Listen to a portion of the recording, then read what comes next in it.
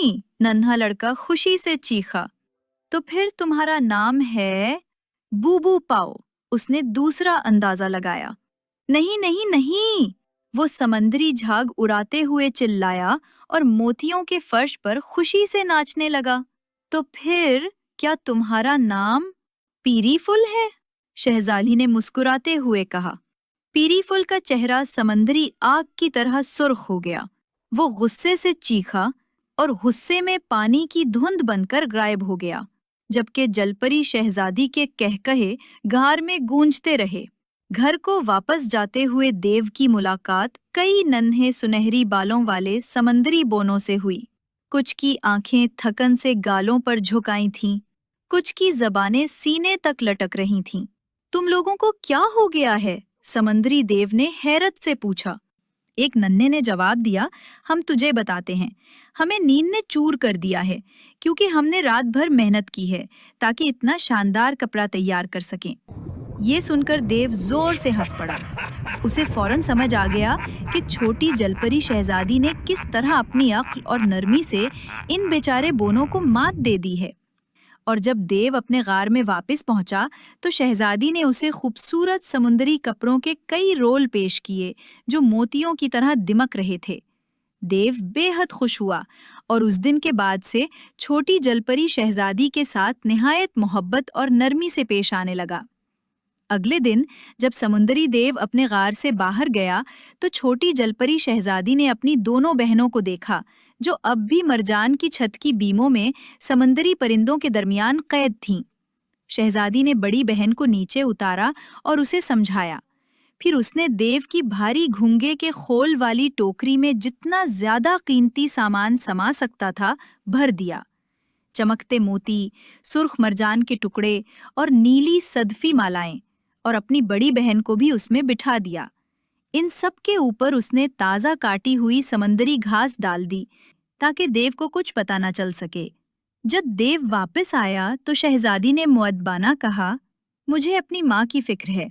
अगर आप ये टोकरी दरवाजे के पास ही उस तक पहुंचा दें तो कम से कम उसकी समंदरी गाय को चारा मिल जाएगा। देव, जो अब भी शहजादी के बुने हुए खूबसूरत समंदरी कपड़ों से खुश और नरम दिल हो रहा था, फौरन राजी हो गया। उसने भारी टोकरी अपनी पीठ पर लादी और लहरों को चीरता हुआ निकल गया। जब वो वापस आया तो शहजादी ने उससे पूछा, मेरी माँ कैसी है? देव ने गरजदार आवाज में जवाब दिया, वो खैरियत से है।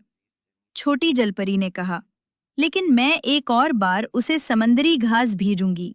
ये तो साफ जाहिर है कि हमारे जजीरे की हरी भरी घास माँ के गरीब बाड़े के करीब उगने वाली पीली और छोटी घास से कहीं बेहतर है।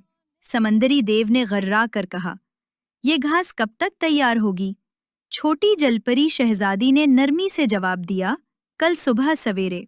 मगर चूंकि सूरज निकलते ही मुझे मोती की पहाड़ी पर जाना होगा, मैं टोकरी दरवाजे के पास छोड़ जाऊंगी। देव ने खिड़की के पास लगे चमकते सदफी कपड़ों की तरफ देखा और बिना सवाल किए राजी हो गया। अगली सुबह छोटी जलपरी ने अपनी दूसरी बहन को टोकरी में गहराई में छुपा दिया और फिर खुद भी उसके साथ जा बैठी। दोनों ने ऊपर से ताजा काटी हुई समंदरी घास डालकर खुद को ढांप लिया।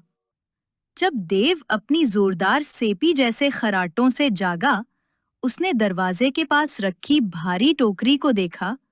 फौरन पिछली रात की बात याद आई और वो उसे अपनी कमर पर लाद कर लहरों को चीरता हुआ चल पड़ा। जब वो मलका के समंदरी मकान के करीब पहुंचा तो उसने पूछा, ये घास कहाँ इंडेलनी है? मलका ने शातिराना मुस्कुराहट के साथ बाहर की तरफ इशारा किया, जहां पहले ही उसने और बड़ी बेटी ने जाल बुने थे। जैसे ही देव करीब आया, अचानक वो जाल हरकत में आ गए। ये जाल आम नहीं थे, वो जहरीले कांटेदार मूंगों और बरकी बगोलों से बने थे। जैसे ही देव जाल में उलझा, नन्हे पीले बालों वाले लोग भी नमूदार हो गए और उस पर अपने छोटे छोटे खंजर और नेज़े बरसाने लगे। देव दिहाड़ता रहा, मगर समंदर के जाल और जादुई बगोले उसके जिस्म को आहिस्ता आहिस्ता पत्थर बनाते गए, यहाँ तक कि वो एक बड़ी पथरीली चट्टान में बदल गया।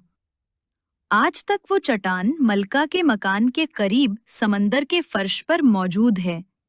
टोकरी में छुपी दोनों बहनें बाहर निकल आईं और खुशी खुशी अपनी माँ और बड़ी बहन से जा मिले।